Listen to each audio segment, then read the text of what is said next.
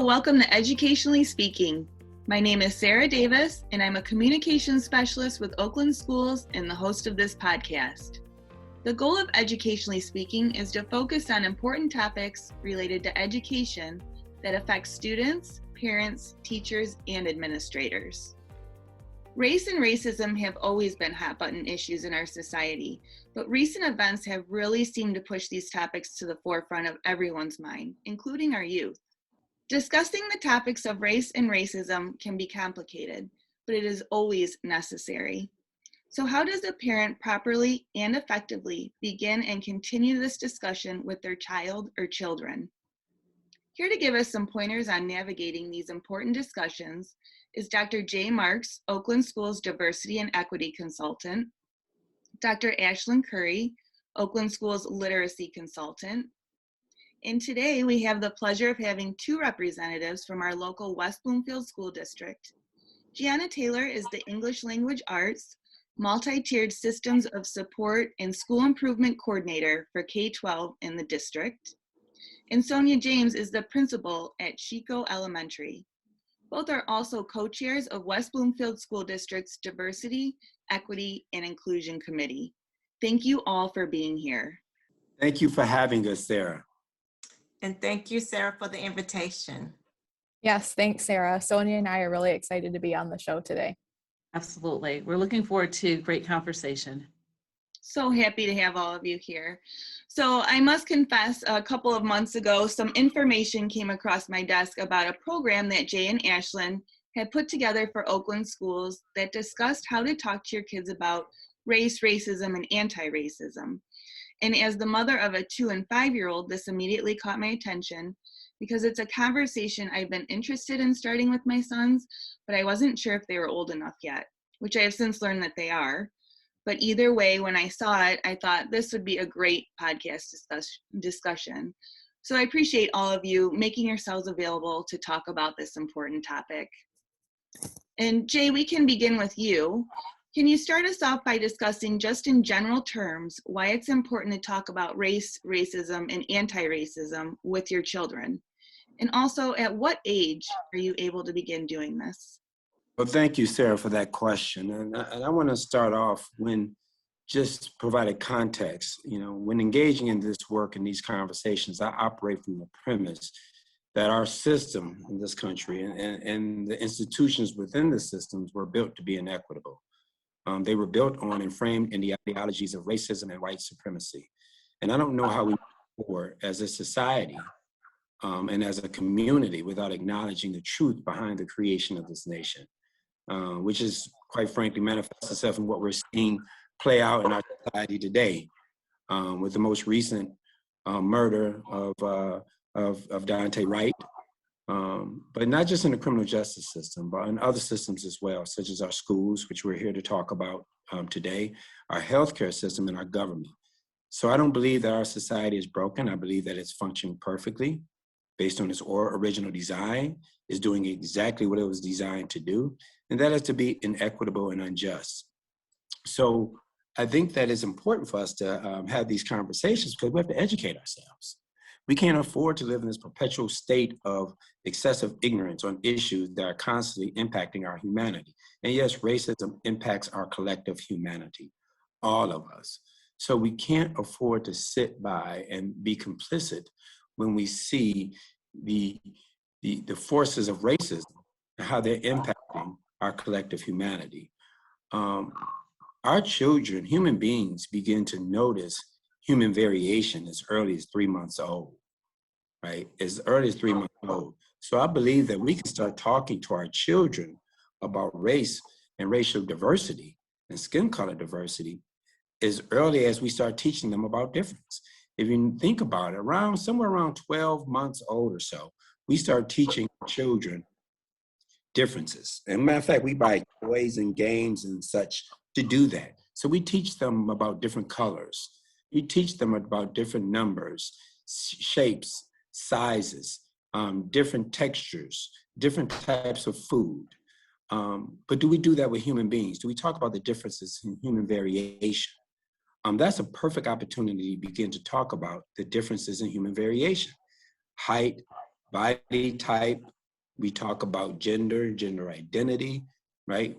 But we can also talk about race and skin color, right? And when we normalize race as a difference, Roberto Schnee calls it difference as difference.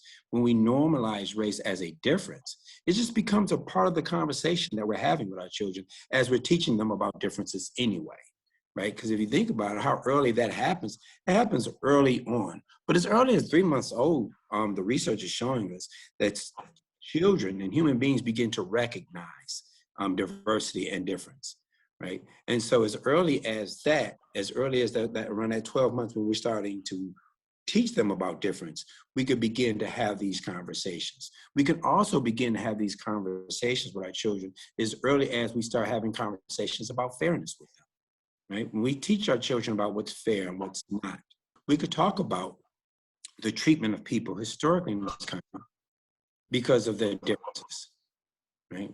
And whether those differences be racial, whether those differences be related to their religion, whether it's relative to their gender, their sexual orientation, their socioeconomic status. But we could talk about the treatment of people and being fair, right? And kids, we talk about that. I think we teach those things to our children at early ages as well. That's a perfect opportunity to talk about the mistreatment of people, right? Because of the color of their skin and how that has happened in this country and how we've kind of inherited it, right? Because we don't want students necessarily to feel a sense that this is something that they've created a cause. We've inherited it. That's why I provided that context earlier in terms of the creation of this country. However, we can't talk to them about the obligation that we have, right? To do something about it and not to perpetuate racism and other acts of hatred, bigotry, right? So, yeah, I'll leave that there in terms of how early and how old we should begin having these conversations. And one last thing I'll add to that too is children will come to us at certain ages when they notice differences and when it's playing out and impacting them in their lives, whether it's in school, whether it's in the playground, whether it's in an extracurricular activity or sport that they're involved in.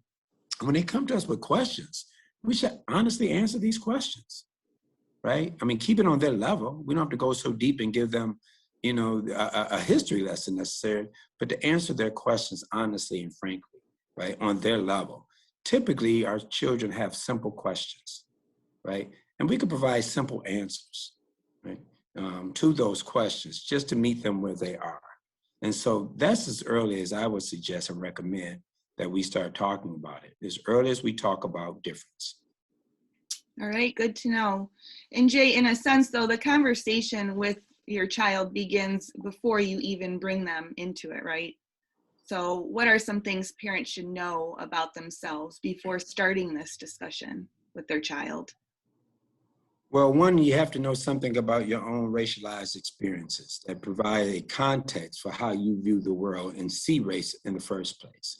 So you have to know something about your own racial identity development is what we call it, but really just about your own racial awareness, your own racial consciousness, in terms of how has race impacted your life, right? I think that would be helpful. I think that parents should also know what biases, prejudices, stereotypes, and negative dispositions that they possess about people who are different than them, particularly as it relates to race. They need to really do, and a resource that will help with that is to take the implicit association test, the IAT, which was developed by researchers out of Harvard University, University of Virginia, University of Washington, that has a variety of tests based on a variety, various identity groups, but there's a skin color, and there's one for skin color, or skin tone rather, and there's another test for race.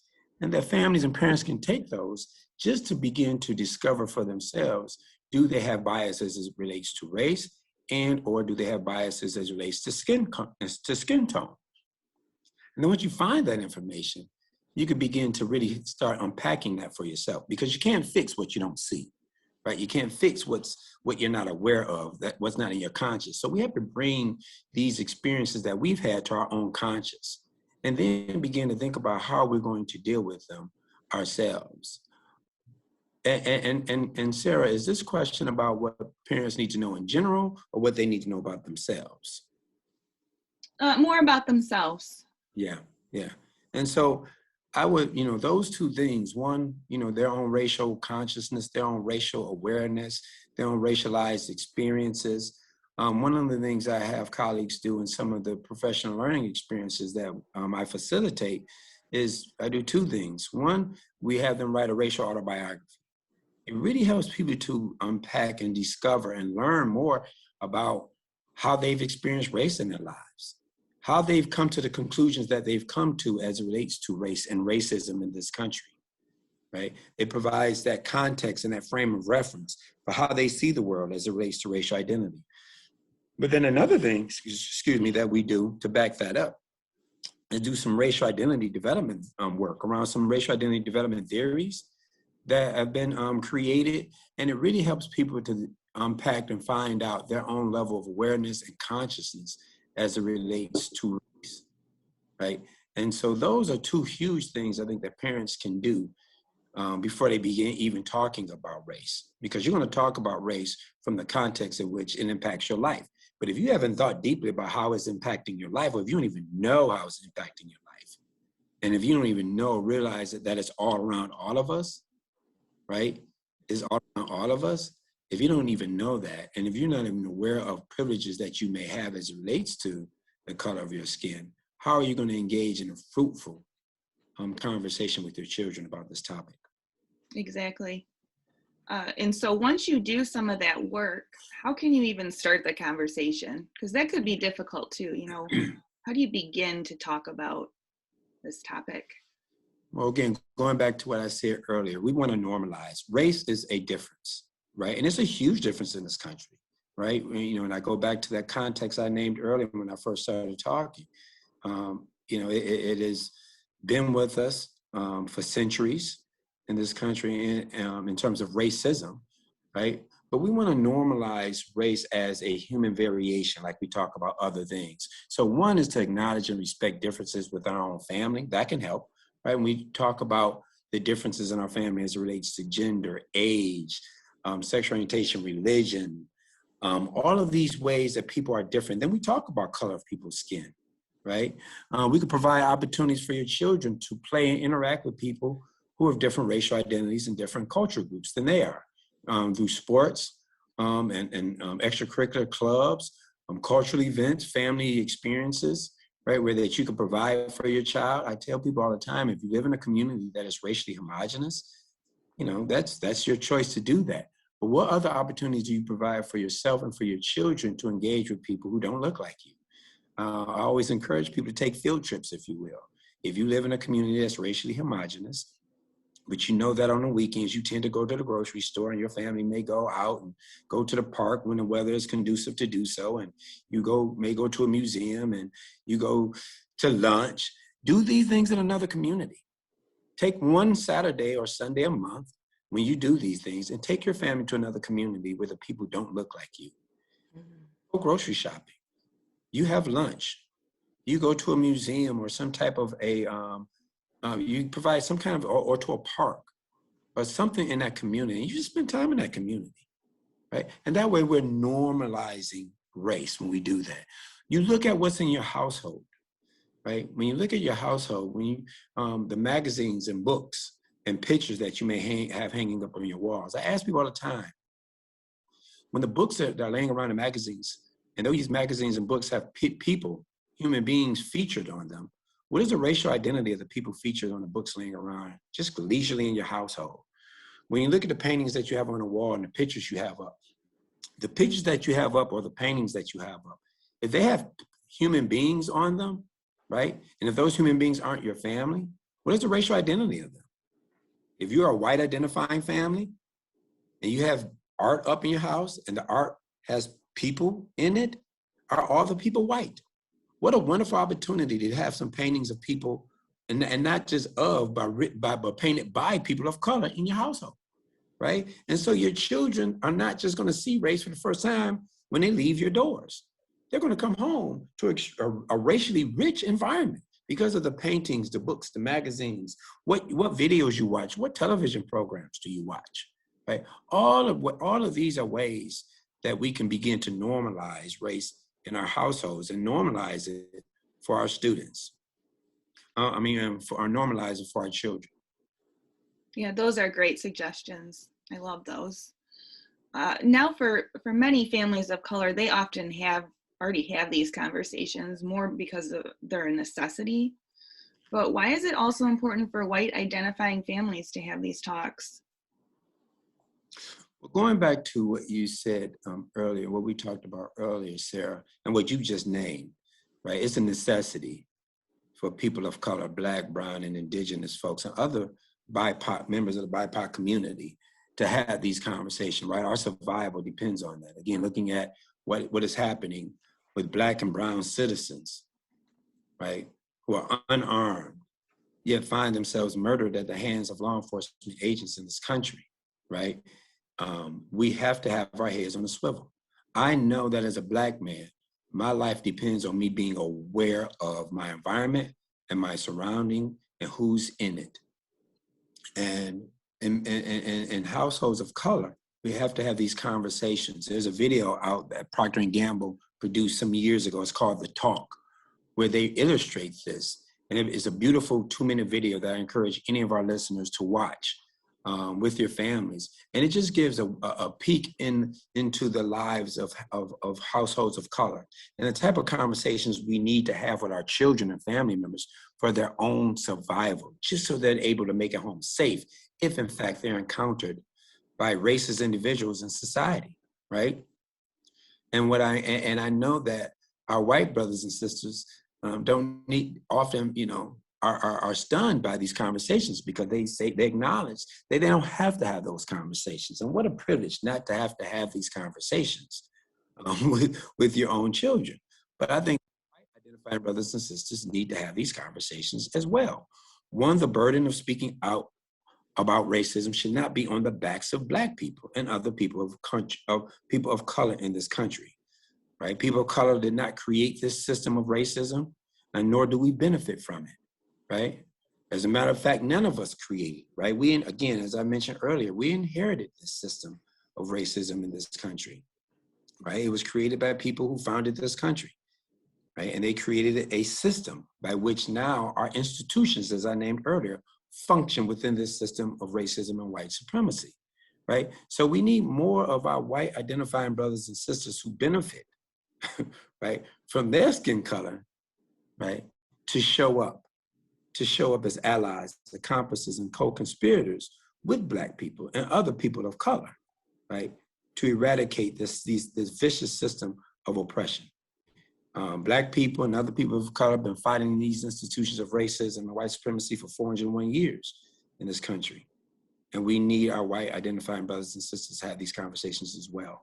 But also, it's important that our white parents, and going back, I know, to the previous question, model for their children how to be an anti-racist, model how not to be a bystander, but just do something, say something, speak out when they see discrimination, when they hear or witness racial discrimination, right? Bias, hatred, racial and religious insensitive language, right? We have to look at our actions because we know that as parents, our children are watching us always and all of the time.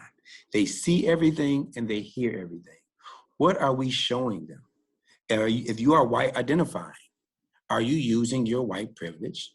Are you using your privilege to model for your children how you could be an ally to marginalized groups who are oppressed because of the color of their skin, right? Are we modeling anti-racist leadership in our lifestyle? Our kids are watching everything and they hear everything. So we need our white identifying brothers and sisters to get involved, to have to show up.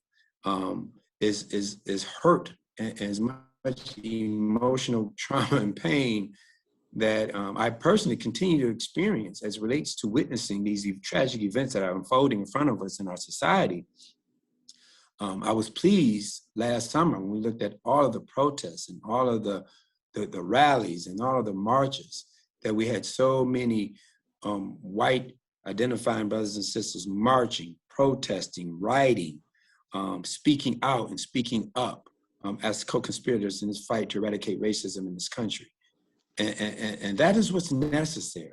But it also starts with conversations that we have in the households, because I will also acknowledge that many of the people who are perpetuating these racist acts, I wonder what would have happened in their household. And I'm making an assumption that their parents did not have these conversations about how to show up as anti-racist, and did not and I'm making an assumption that these behaviors weren't modeled for them as children.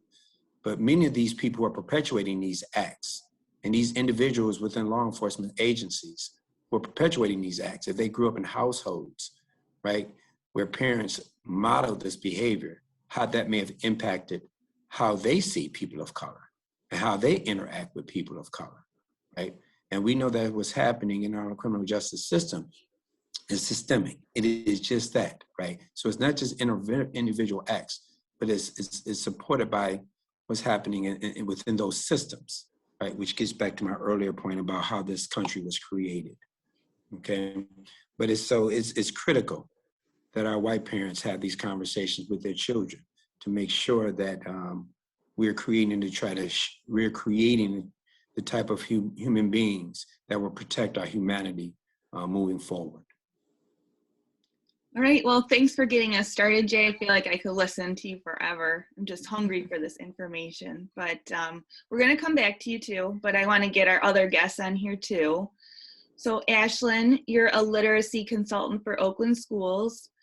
And what some may not realize is that literature actually plays a huge role in helping to frame these important race conversations. Can you give us some literacy suggestions that may touch on some of what Jay just talked about? Yes, certainly, Sarah. I would love to share some titles to get parents and families started with this conversation about race and racism. And books are a powerful tool that can provide a brave space to get started in the conversation. I will share a few books that I would like to highlight, beginning with our earliest readers to our teenagers. Dr. J. Marks shared with you that at a young age, children are already seeing skin color. They are naturally curious. So instead of saying we don't see color, we're colorblind, share instead like we do see skin color and racial identities. One of the books I would like to share is All the Colors We Are, The Story of How We Get Our Skin Color by Katie Kinsinger. It really provides a straightforward, scientific, accurate, child-friendly explanation of why our skin colors are different. Jay also mentioned about we putting people into, like we put things into categories. And one of the ways that we do that is really around skin color, and where kids are doing this. And one of the books I would like to share is This Is Your Brain on Stereotypes. It shares like the scientific research on how our brains are wired for bias. And this book provides some concrete actions to begin rewiring those brains. My third book, especially for our white families that identify as being white, is Not My Idea, a book about whiteness by Anastasia Hickenbotham. She is a white author that confronts white supremacy in a picture book. And it begins with a child looking over her parents' shoulders when watching the news about an unarmed Black man being killed by a police officer. And the last book I would like to share is The Talk by Wade and Cheryl Hodgson. This is a collection of talks from about 30 authors and illustrators that have had with their kids. And this book takes real moments from their lives or their children's lives and work them into pieces. Like Tracy Baptist, 10, tells the 10 rules she shares with her Black son when being pulled over by the police. And you can just read a piece at night, talk with your child about it. And these are just great ways to go ahead and get started with these conversations. Thank you for that, Ashelin. Now, an important piece of this conversation is also what is happening in terms of race and racism discussions at our local school districts. And so I asked Jay who he thought would be a good guest to have on the show, and he mentioned that the West Bloomfield School District is doing some amazing things in this realm. So West Bloomfield has become very proactive in ensuring that internally their policies are more equitable, as well as externally making sure their students are engaging in age-appropriate conversations regarding race. So Sonja, West Bloomfield's effort to engage its students more on this topic really first began in June 2020. Can you discuss what happened then? Yes, thank you, Sarah. First, I'd like to say thank you to Jay for recognizing the work that we're doing here in West Bloomfield, and Sarah for inviting us into the podcast. Jianna and I have worked very closely this school year as co-facilitators of our Diversity, Equity, and Inclusion Committee. But going back to the work that we're doing at the district level, yes, the work began in June, but it also comes off of the heels of the protests in March and April, off of the heels of the murders of Breonna Taylor and George Floyd, and recognizing that as a district, we have to take a stance in terms of racism and taking a stance to ensure that our students feel safe coming back into school, ensuring that our students know that the district stands behind them in terms of ensuring that we will not tolerate racism, and we have put some anti-racist policies in place. And out of that came the anti-racist resolution.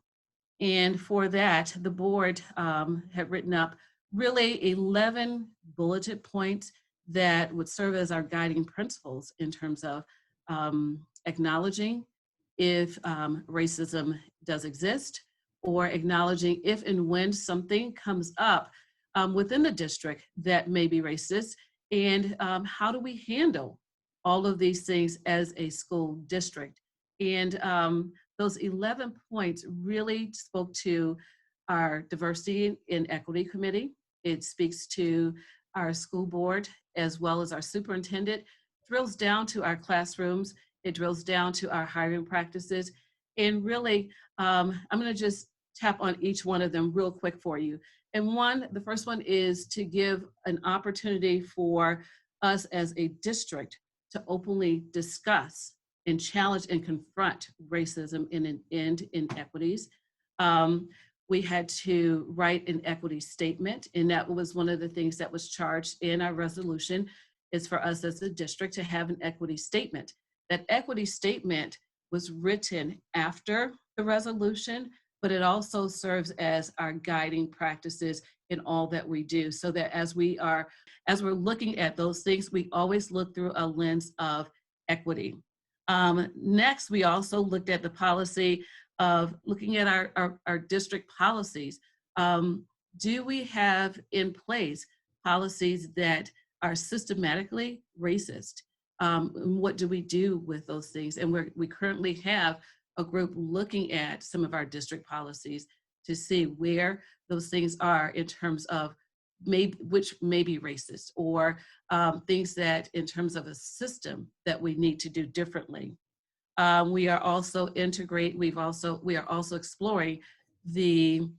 our classroom libraries and looking at our curriculum, and to ensure that our students see themselves in all that we're doing, not only in the books that we're reading, looking at the types of writing we're doing, just drilling down and really looking at our curriculum as well. Our board also wants us to develop a partnership with our families in terms of having a family group that feels comfortable having those discussions and help leading the work, not only at the board level, but at the family, our community level, having that family, those places and spaces for families to have these conversations. We're also looking at our programs, are looking at the diversity in our honors and our AP coursework.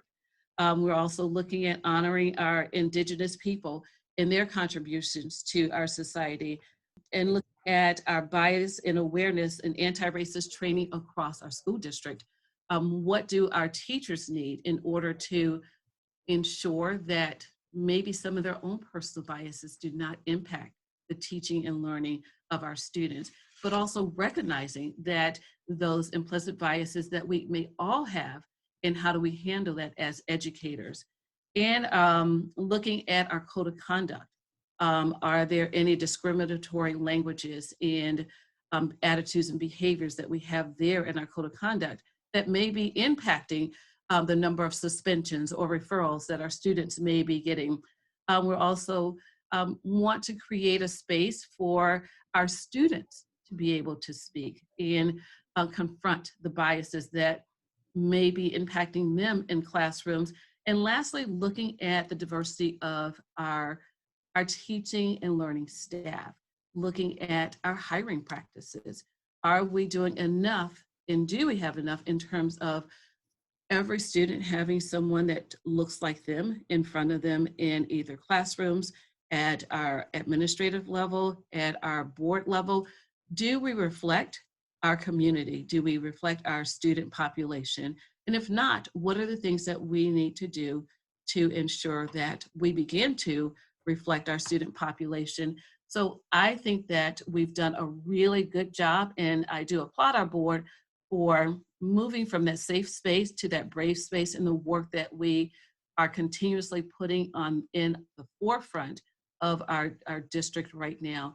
So that really is the resolution, but it is our guiding practices. It's our guiding principles as we move forward.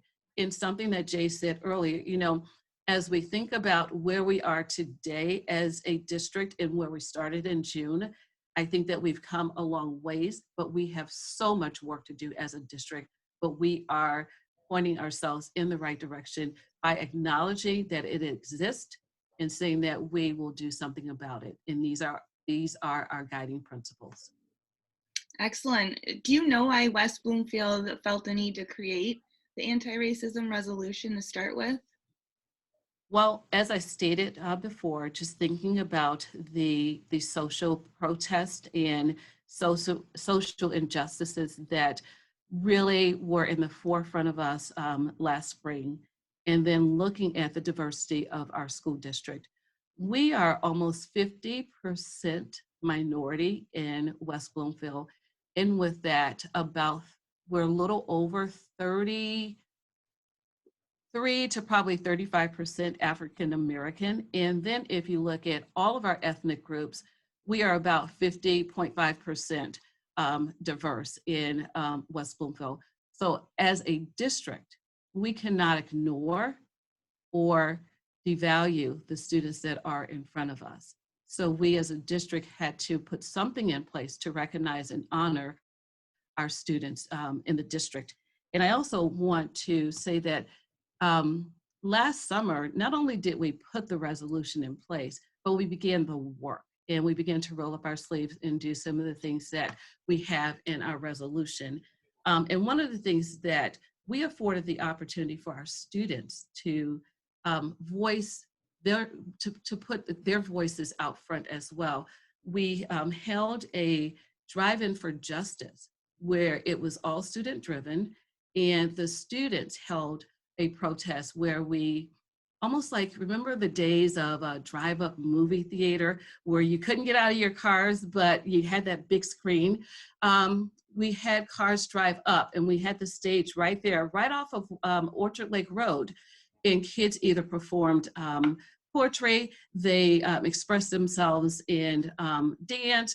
We had guest speakers. The chief of police here at West Bloomfield also spoke. So they wanted to demonstrate and share how they were feeling. And that gave our students that platform to really to have their voices heard. And I think that that's so important for our students, and it gives them that that sense of we hear you and we are allowing you to be heard, and we are respecting and honoring that in our students. And we also put together a series, and this spun out of the DEI committee, and as well as our social emotional learning, we put together a series entitled From Hurt to Healing. And there we ran a series of webinars for parents, and we had discussions pretty much like what we're doing here in terms of how to have the conversation with your child about race and how to answer the questions that your children may be having about race or what they are actually seeing play out in front of them. And then that space for families to have those conversations about what does it mean for our household?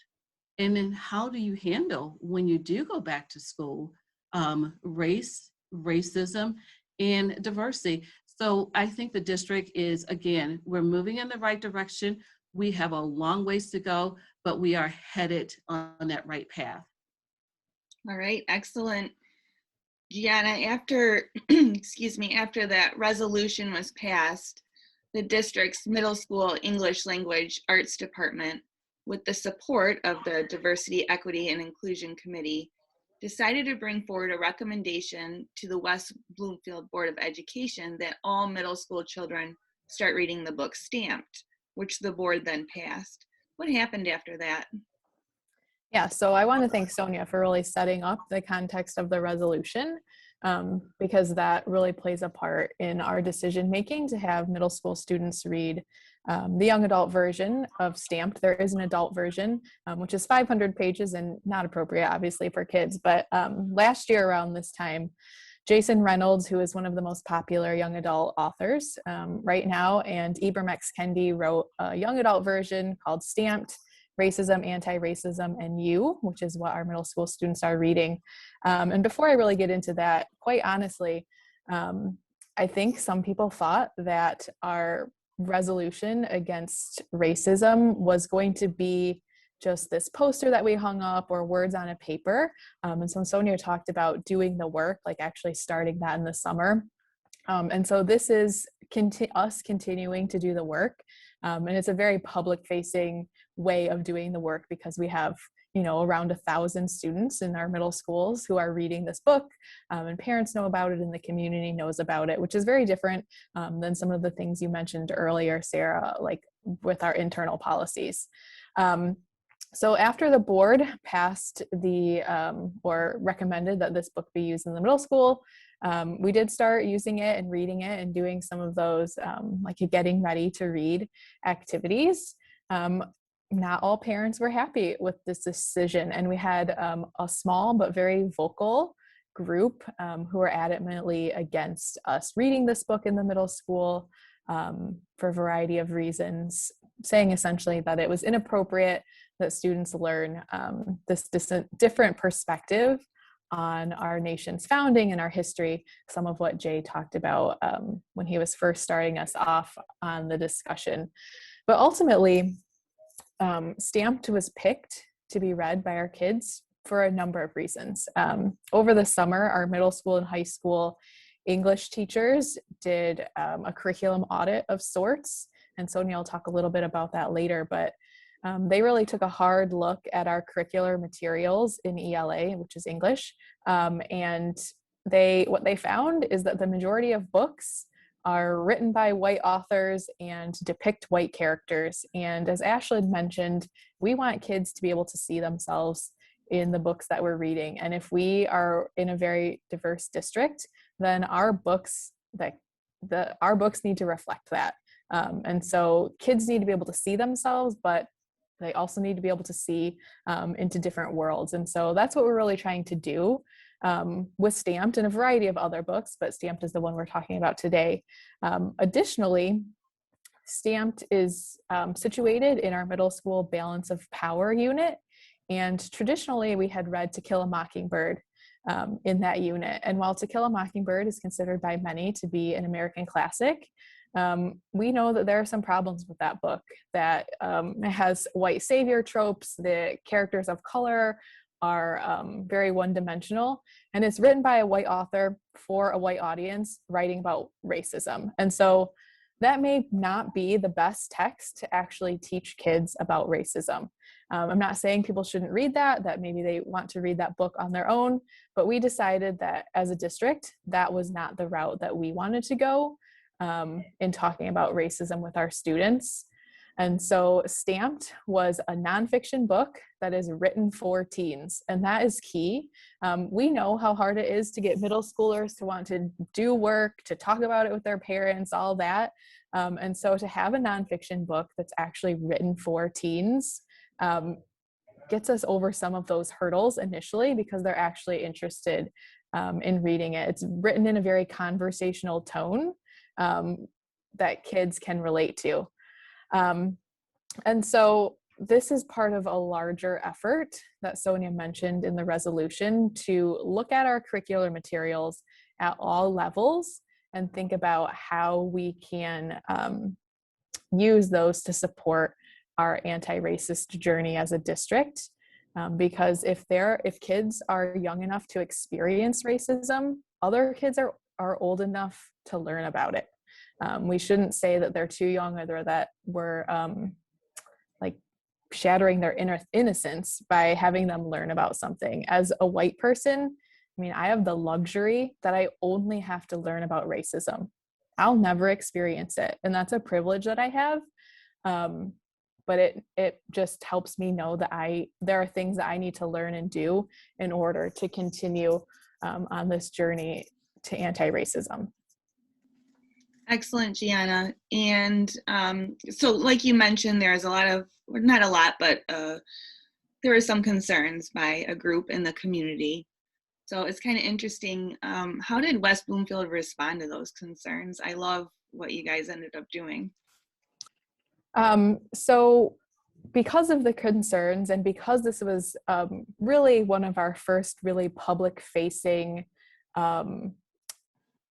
activities towards anti-racism, I guess would be a way to say it, we decided that it would make sense to have a community book study to read the book stamped right along with the middle school students. So we invited all middle school parents to participate in this book study. It was going to last over 5 sessions. We actually have the last session tonight.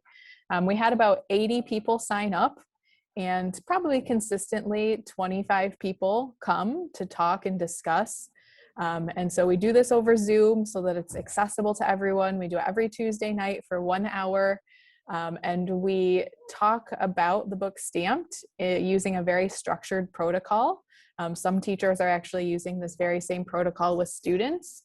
But what this is doing is it's allowing parents to really practice having these conversations with each other in a place where it's okay if we make mistakes, because we most definitely will make mistakes, but it's a way to practice prior to having these discussions with students or with our children. And it also allows parents to be reading along with their kids in a lot of ways. What we've heard from parents is that this is the first time their middle schooler really wants to talk to them about something that's happening in middle school. Like if any of us have middle school students, you know, they come home and you ask them what they've done and they say nothing and they like walk out of the room. So for the first time, kids are really wanting to talk about what they're doing in school. They're having conversations on the ride to school, on the way home, at the dinner table, just trying to make sense of their world and the world that they're living in. And Stamped helps them understand the context for all of these things that are happening right now. All right, thank you, Jianna, for sharing all of that. Sonja, how has feedback from the community been since the start of the book club? I would say that the feedback has been really positive for the parents that have been on with us. And I think that we go into breakout rooms within the book talk, and then we bring everyone back together. It never feels like that there is enough time, because just as we're getting really deep into the conversations, we are whisked back away to the main group. However, from the discussions and conversations with parents, it's been really positive feedback, and they've been greatly appreciative of having the opportunity to, one, learn along with their kids, but also be able to share their experiences. And for once, as a community, for the people that are there, they are able to have those open conversations. And as a facilitator, I have the luxury really of sitting back and letting them really run the conversations. I very seldomly have to interject. Really, it's more just being able to just see and really relish in the conversations that the parents are having. I had one grandmother say to us that the summer before, she actually purchased the book Stamp for her granddaughter and told her, "You're going to read this book," not knowing that this would be a book she would be reading in middle school. And she thinks that that was the best purchase And this was the best experience for her to have.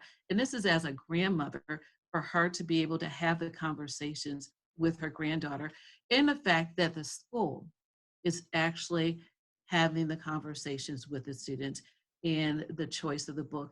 Just as Jianna said, yes, we had a group that gave some pushback, and I will be honest, was a little nervous at first with the start of the book, the community book talk, because you just never know which way it's going to go. However, from the feedback we've been getting, it's been very positive.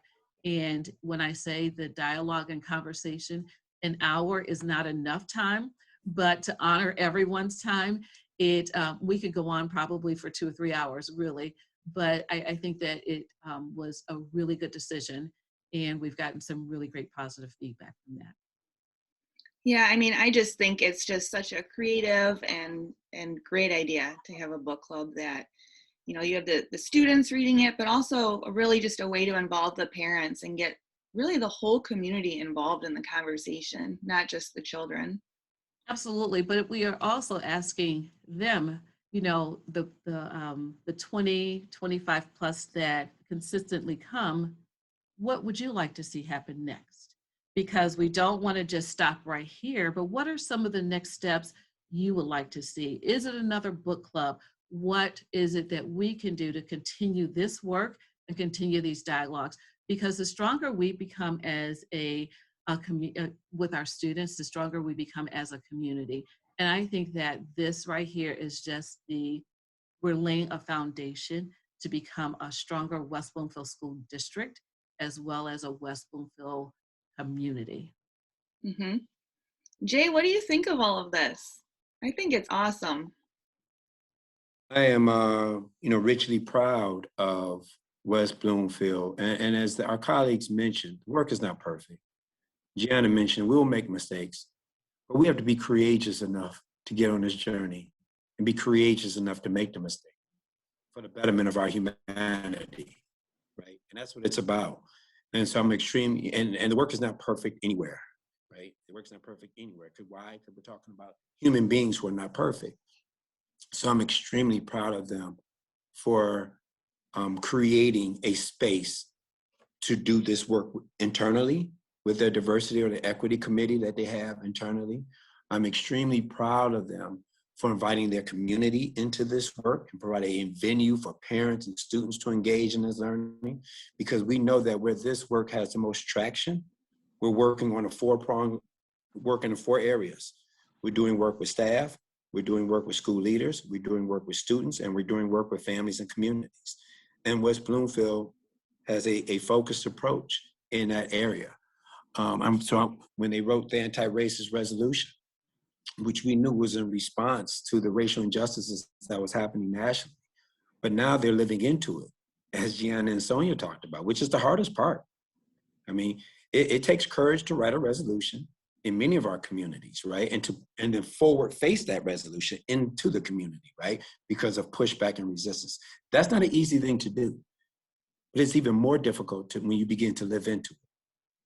And there should be an expectation. We should hold ourselves accountable for what we put on paper, right? And what we forward face out into the community, such as a resolution. And so the work that they're doing with changing the curriculum, rewriting the curriculum, starting with Stamped in the middle school as a part of this unit, creating, and then not resist and not giving into the pressures of the community, that small minority of the community that was resistant to the book Stamp, but not resistant to the pain of racism that our Black and brown children experience, by being, by reading the book To Kill a Mockingbird, right? Which we know there's tons of studies and even interviews of students who have been subjecting to reading that book in school and how that has traumatized them, right? And so West Bloomfield stood in the face of that and said, no, this is what we're going to do, because we wrote a resolution saying this is who we are. And so now we're going to live into it. And so they stood strong and courageous and bold in that space. And so I'm extremely proud of them.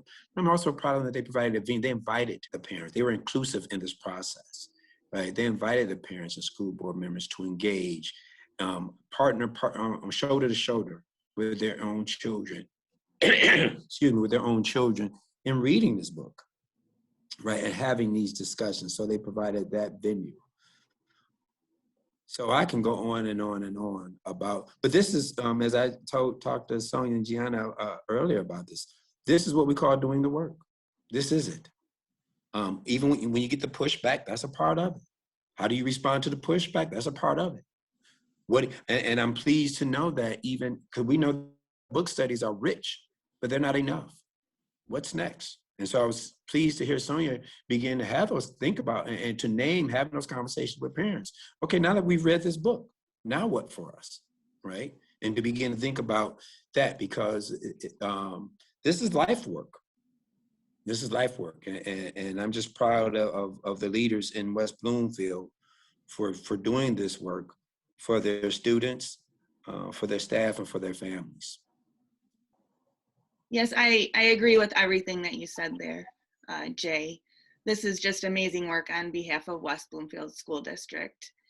Sonja, you kind of talked a little bit earlier about other things that West Bloomfield has done, not, in terms of just the stamp thing. You also have implemented a lot of internal and external policies, but you mentioned briefly a book audit. Can you talk a little bit more about that? That really caught my attention.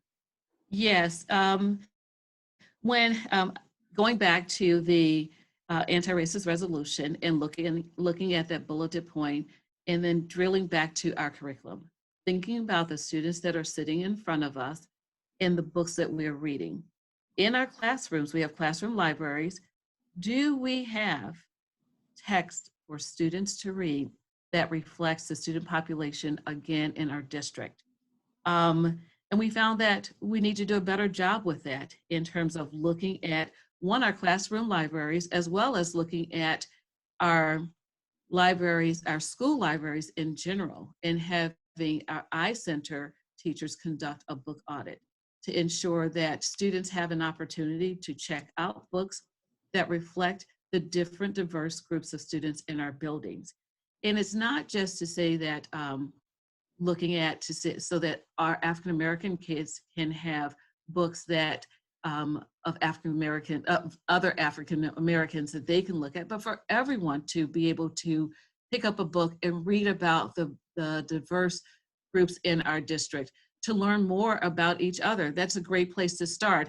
And also our PTOs also put money, at least I know at Sheiko Elementary, our PTO earmarked money for classroom libraries so that we could enhance the selection of books in our classroom libraries. And we are in the midst of having, again, the audit with our I-Centers, and that's going to take a moment to look through all of the titles and then to see where do we need to add, what books need to go in terms of readability, or even just they're just not usable anymore, or what is it we need to do to enhance the quality and the experiences for reading of our diverse learners? And do our books reflect our student population? And if they don't, what do we need to do about it? And I always ask that question, what do we need to do about it? What are our next steps? And one of our steps was to have our PTO allocate funds to each classroom to enhance their classroom libraries. And then the next step is to have our I-Center teachers again go back and tell us what's needed in terms of allocating funds, because not only do we need to do the work, we also have to put our resources into the proper places as well too. So if money is needed for those books, then we need to allocate the funds that would appropriately support the need for additional books. All right, and I had never thought about a book audit. I think I first sort of heard of the idea through something I attended for Oakland schools, and doing that actually personally at home with your own children, which Jay sort of alluded to earlier, and making sure that everything, even in your home, sort of represents different races. So Ashelin, what do you think of that idea, both, as far as West Bloomfield doing that and doing that at your own home? Thank you, Sarah. this work of doing a book audit is very necessary and it's vital in order for us to live into those diverse perspectives. Rudin Sims Bishop talks about those mirrors and windows and sliding doors. And kids need to have those mirrors to affirm their identity. They have those windows to look into another person's lives, and a sliding door as to feel and live that experiences, to have that empathy, and that's important. And I can speak personally, from as an educator, going through school from kindergarten all the way up to 12th grade, I did not see myself into books until I was in college. And even though those books were around, they were not in my classroom library and they were not in my school library. And it's very necessary that we have these book audits to really take a moment to reflect. But before we can do those book audits, and before schools and parents start doing that work, is to first go back to what Jay mentioned earlier, is to really take the time to unpack whatever you have in your identities, so you can just be aware of those things and being aware of what biases you bring. Because if you haven't done that unpack work, you're not going to be able to see what you need to see when you do those book audits. I would like to recommend a resource from NYU Metro, and they share about culturally responsive.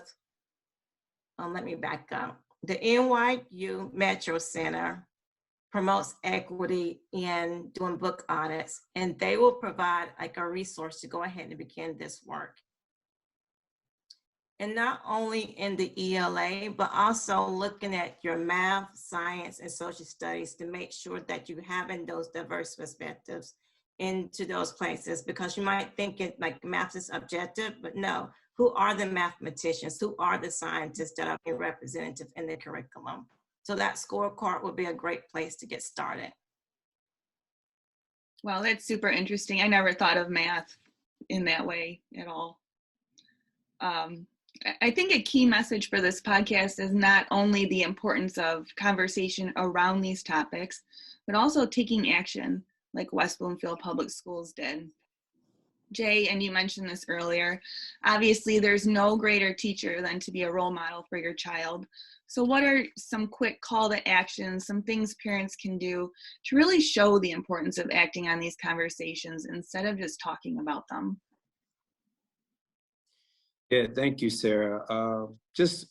Again, just to summarize some points that have been made already earlier in the conversation. One, first and foremost, do your own work. Do your own work on yourself for yourself. All equity, I believe that all equity work starts with the person in the mirror. Starts with the person in the mirror. And so we have to look in the mirror and ask ourselves, who are we, how are we, why are we, right? Without judging that, don't judge it, but really to be reflective, right? We have to educate ourselves on these issues so that we know more. We know what words mean. We know what racism means. We know what race means. We know that it's a social construct, right? We know what racism means. We know what anti-racism means, right? We know what white supremacy is, right? Where it comes from, how it's created in our society, has been used in our society. So we need to educate ourselves on the history of race and racism and white supremacy in this country. We need to educate ourselves on terminology. We need to educate ourselves on how other people are being impacted by these issues, right? And one of the things I so appreciate about what Jianna said earlier, she says, I had the privilege of only learning about racism and not experiencing it, right? And so that type of thinking, that belief system right there, I think is just extremely helpful. As Ashelin just mentioned, for parents, unpacking your own biases and stereotypes. And it's a journey. It's a life journey, right? It's a life journey. It's work that you will be doing for the rest of our lives, right? Reflecting on who we are and thinking about who we are, unpacking our biases and stereotypes that we possess about people, and then working on those things, working to counteract them when they show up so that our biases and stereotypes don't cause harm to other human beings, so that we're not dehumanizing other human beings based on our unconscious biases that we possess. Another thing for parents that can do, model anti-racism in your life. What actions are you taking, right, in your own personal space to be a model for your child? You mentioned it, Sarah, the very first teacher of their children have or are their parents? What are we teaching our children about racial injustice and about racialized oppression in this country? And what actions are we taking, right, as anti-race? Are we fighting policies within the school? Are we partnering with our school? Beautiful thing about West Bloomfield and other school districts as well, but particularly West Bloomfield, they're exploring ways to create a partnership for parents so parents can get involved shoulder to shoulder with the district in this work, so that parents can really begin to ask questions, challenge policies that may be racist in nature, right? That may be racist in nature. Our parents, parents are writers or creative in their own space. Are they using creativity, their kuumba, right? As we say in Kwanzaa, Swahili, kuumba, creativity. Are they using their kuumba, right, and their creativity to advocate for the eradication of racial oppression in our society? Right? Another thing, action that parents could take, normalize race in your families. Normalize race through the teaching of diversity, human variation, right? Again, we talked earlier about how we teach our children at early ages how to categorize things: food, shapes, sizes, colors, toys, people. Add people to that and begin to talk about human variation, how people are just different. Have open and honest conversations with our children. Answer their questions on their level, right? They're not, the smaller ones, they're not asking very complex questions. They're asking honest, easy questions. Give them the answer to their question, right, on their level. The older children, they're ready to engage in more complex conversations. And what I would say about a parent, if you're the parent of a adolescent, a middle school or a high school child, be open to their feedback. I find that many of our adolescents, our youth, our children, right, they know a little bit more about these issues than some of their parents because of their life experiences, right? And how small the world is to them because of social media and all the access that they have now that we didn't have years ago. So parents, be open to the conversations and what your students, what your children bring, because they're seeing things and having experiences that many of us have not. So have those open, honest conversations. Use books and literature, as Ashelin mentioned. What a wonderful way. We use books and literature to teach so many things. Why aren't we using books and literature to teach and talk about race, racism, and anti-racism with our own children? Again, so when they walk into the world and they see these things or experience these things for themselves, it's not new. They know what this is. They've talked about it. They've learned about it from you, their parents, right? And we know that many of our black and brown and indigenous children, they are definitely experiencing racism from the moment they enter into society. And that socialization, that process of socialization, what happens to us when we live in a society, right? That process of socialization, being socialized in a racialized society, happens to our children of color, our BIPOC children and families immediately. So we know that they're having these experiences immediately. We should be talking about them, these experiences with them immediately, as Jianna mentioned. And I'll name a couple more things and I'll close. The toys that we buy them. If you have a white child, do your children only have white dolls? Or they have dolls that represent children of color? Do they have dolls that represent heroes and soldiers, right? And the humanity, the collective, diverse racial humanity of the world? Or do all their dolls look like them? What another wonderful way. Again, I mentioned to teach them about racial diversity and have these conversations with them. Art, I mentioned that earlier. Music, right? That is created by, right? And the genres, not just that's created by people of color, but also speaks to the lived experiences of people of color. What a wonderful way to use music as a way to have a conversation with our children.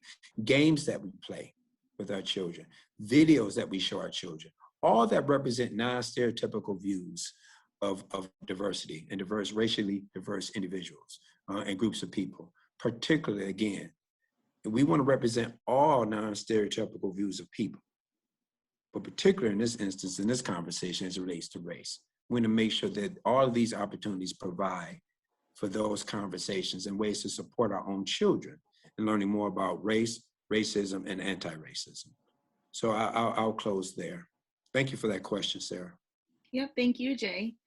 And Ashelin, are there any other books specifically for parents that kind of talk about modeling good behavior in this realm for their children? Yes, I have a few titles I would like to highlight as I close out today. One of my new favorite books I've been reading that I just gifted to my niece is A is for All the Things You Are, a Joyful ABC book. And this alphabet board book really aids the young child into like a healthy racial identity. And it talks about diversity and inclusion. For example, like the F is for fair, and it gives you a beautiful illustration of being fair and asks kids' families to respond to a question. What is one way that you can be fair to others? And like J is for just. How have you stood up for justice? This is like a brilliant book that begins at an early age, building the children's capacity to appreciate themselves and appreciate others. So I would recommend that book for infants to age 7. A book that I would like to raise for our 8-year-old and up is We Rise, We Resist, and We Raise Our Voices by Wade and Cheryl Hampson. And this is another anthology designed to like lift children up, especially children from traditionally marginalized communities. And Jay mentioned about being an ally. Like one of the new favorite books that I've noticed and read is The Black Friend by Frederick Joseph. And it speaks directly to young white people to show them how racism and microaggressions feel and how they can be anti-racist. And even though it's addressed to white people, it shouldn't deter the readers of color. That's a lot of affirmation to let them know that they're not alone. Thank you, Ashelin. You have all provided a lot of resources today, but I'm going to give you one last chance. Is there anything else that any of you want to share resource-wise for this podcast? Right. And there are plenty of resources for even resources for parents in terms of things that they could do, particularly our white identifying parents, and ways that white people can show up as allies, accomplices, and co-conspirators. Because again, a huge part of the learning is what our children see. And if they're watching our parents, they're watching you as their parents speak up and speak out against racial injustice when you see it, whether it's something you're watching on TV or whether you're out in public at a grocery store and you see someone being mistreated or discriminated against because of the color of their skin, and you're taking action. So we'll have some resources available for you that will get you started on that journey in terms of actions you can take as an anti-racist, as an anti-racist parent, right? So that children become anti-racist, right, by watching what we do. All right, well, thank you. Thank you to all of you for being on the show today, discussing race, racism, and anti-racism with our youth is so critical right now. And I appreciate the unique insight each of you were able to provide for this podcast. Sarah, thank you for having us. It was great to be on the show. What an honor and a privilege and a pleasure. Thank you, Sarah from West Bloomfield School District. We really appreciate the opportunity. And to Jay and Ashelin, thank you for continuing to work with us. And thank you, Sarah, for this opportunity to be on this podcast and sharing what I enjoy talking about the most is books. So thank you. And thank you, Sonja and Jianna, for the work that you're doing in your school districts. And we're looking forward to supporting you in this efforts. Thank you. This podcast was brought to you by Oakland Schools Intermediate School District's Communication Services and is produced by Media Production and Distance Learning Manager Mark Hansen.